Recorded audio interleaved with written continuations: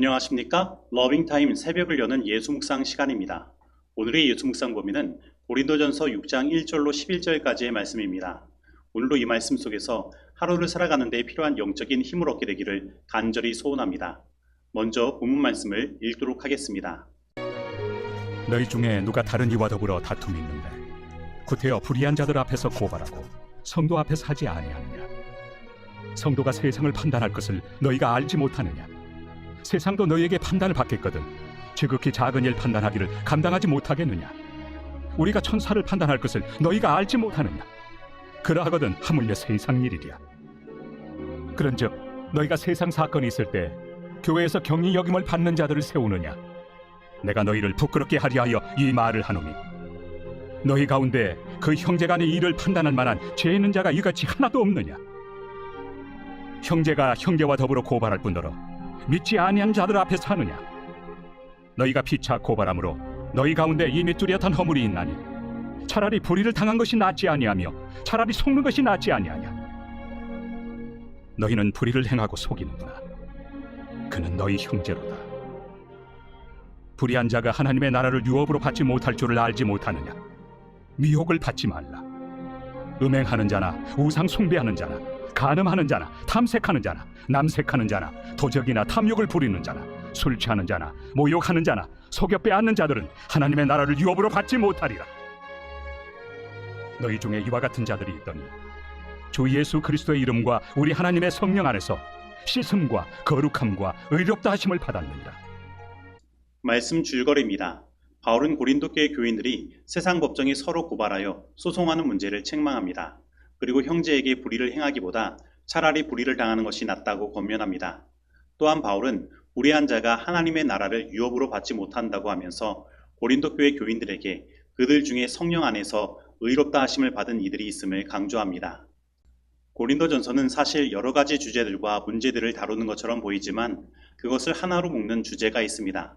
그것은 바로 그리스도인들은 이 세상 모든 사람과 다르다는 것입니다. 그런데 지금 이 고린도 교회는 그 다름이 무너지고 있는 것입니다. 그렇다면 고린도 교회는 어떻게 그 다름이 무너지고 있습니까? 어제 본문 5장은 교회가 이 세상의 음란을 따라 물들고 이제는 세상에서 일어나는 음행보다 더 심각한 음행이 이 교회 안에서 일어난 것을 이야기했습니다. 그리고 오늘 본문 말씀은 교회 안에서 세상과 똑같이 성도들끼리 서로 소송하는 일들을 이야기하고 있는 것입니다. 즉 고린도 교회는 교회와 세상의 경계가 무너지고 있는 것입니다. 그래서 오늘 우리들도 이 말씀을 통해 우리의 그리스도인으로서의 삶을 살펴보고 우리 교회를 살펴볼 필요가 있습니다. 나는 이 세상 사람과 다른 그리스도인입니까? 그리고 이 교회는 세상과 다른 공동체입니까? 혹 그리스도인과 세상 사람 그리고 교회와 이 세상의 경계가 무너져 이 교회와 내가 세상의 그 죄악의 조류에 휩쓸려 가고 있지는 않습니까? 사실 오늘날 이 교회와 그리스도인들의 삶을 보면 많은 것들이 무너져 있는 것을 보게 됩니다.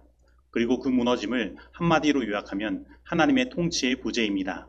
그래서 이 교회 안에 그리스도인의 삶 안에 하나님의 의와 공의가 무너진 것입니다. 바울은 오늘 본문 말씀에서 한 그리스도인이 다른 그리스도인을 상대로 고린도의 공적 법정에서 소송을 제기한 불미스러운 일을 다루고 있습니다. 그렇다면 왜 이들은 이렇게 세상 법정에까지 그 싸움을 이어가게 되었을까요? 그것은 그들에게 하나님께서 우리를 통치하시고 심판하신다는 믿음이 없기 때문인 것입니다. 오늘 이 서로 소송을 일으킨 사람들은 하나님께서 의와 공의로 심판하시고 다스리신다는 것을 잃어버리고 세상의 정의와 공의에 자신들의 일들을 맡겨 세상 법정에 서게 된 것입니다. 그러나 바울이 1절에서 말하는 바와 같이 이 세상의 법정은 불의한 것입니다. 그래서 그들은 이 세상 법정에서는 어떤 의롭고 공의로운 심판도 받을 수 없는 것입니다. 그렇다면 이들은 어디에서 그들의 억울함을 풀고 재판을 받아야만 할까요? 사도 바울은 5절에서 너희 가운데 그 형제 간 일을 판단할 만한 지혜 있는 자가 이같이 하나도 없느냐고 묻습니다.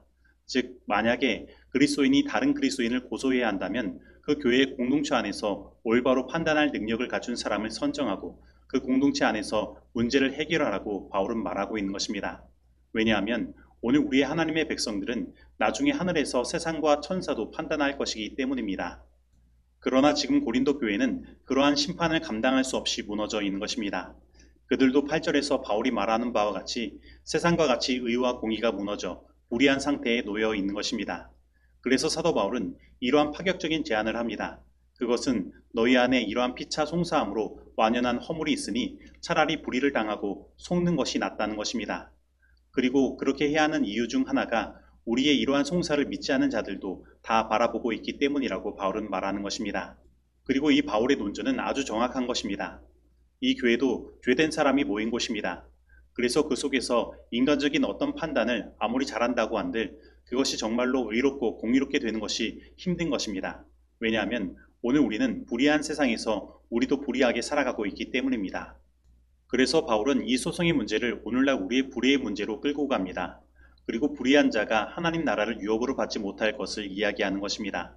그리고 바울은 그 불의의 예로 음란, 우상숭배, 간음, 탐색, 남색, 도덕적 탐남, 술취함, 후욕, 토색 등을 이야기하는 것입니다. 그리고 바울은 11절에서 아주 직설적으로 이야기합니다. 너희 중에 이와 같은 자들이 있더니. 그리고 이 바울의 논조는 다윗이 밧세바를 범하고 다윗의 죄를 지적하는 나단 선지자의 말을 떠오르게 합니다. 당신이 그 사람이라. 사실 이 바울의 말은 아주 충격적으로 고린도 교회 교인들에게 들렸을 것입니다. 아니 우리가 불의하다니. 그런데 사람은 아주 작은 변화에 민감하지 못합니다. 그래서 조금씩 그 변화를 주면 자신도 모르는 사이에 엄청난 변화가 일어난 것도 깨닫지 못하는 것입니다. 고린도 교회와 세상과의 경계는 큰 것부터 무너진 것이 아닙니다. 아주 작은 것부터 무너지기 시작했고 그들은 그것을 허용하고 방관한 것입니다. 그리고 결국 그들의 모습 속에 세상의 모습과 같은 불의가 드러난 것입니다. 그러면 오늘 우리들은 어떻습니까? 우리들은 그것이 아주 작은 사소한 죄의 문제라고 생각해서 그것을 방관하고 허용하고 있지는 않습니까? 그러나 우리는 기억해야 합니다.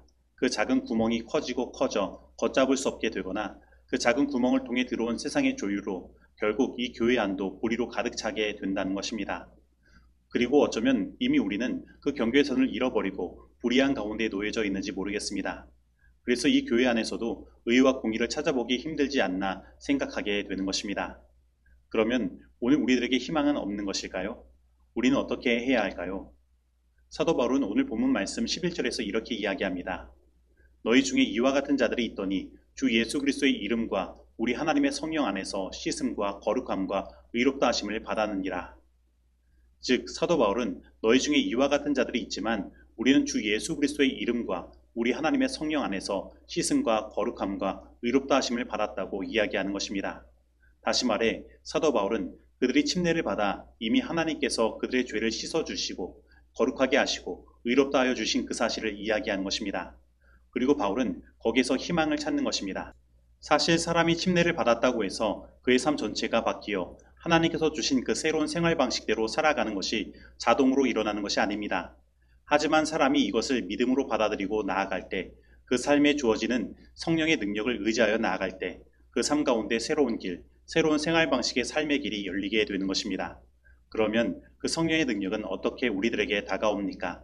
그 중 한 방법은 하나님을 믿는 믿음의 동료의 폭넓은 도움과 지지를 받아 죄의 기만이 어떻게 자신의 생각과 행동을 왜곡해 왔는지 인식하게 되고 하나님의 새 생명으로 들어가는 길을 발견하게 되는 것입니다.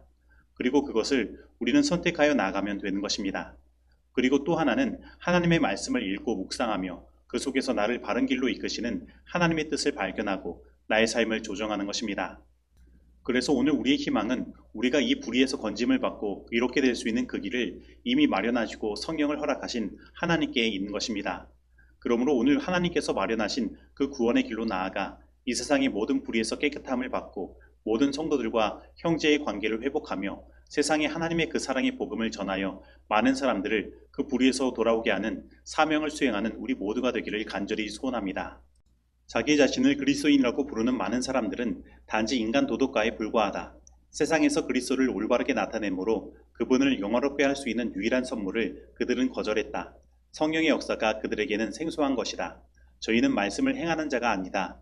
그리스도와 하나된 자들을 세상과 하나된 자들로부터 구별하는 하늘의 원칙이 거의 알아볼 수 없게 되었다. 그리스도를 따른다고 하는 자들이 더 이상 세상과 구별된 특별한 백성이 아니다.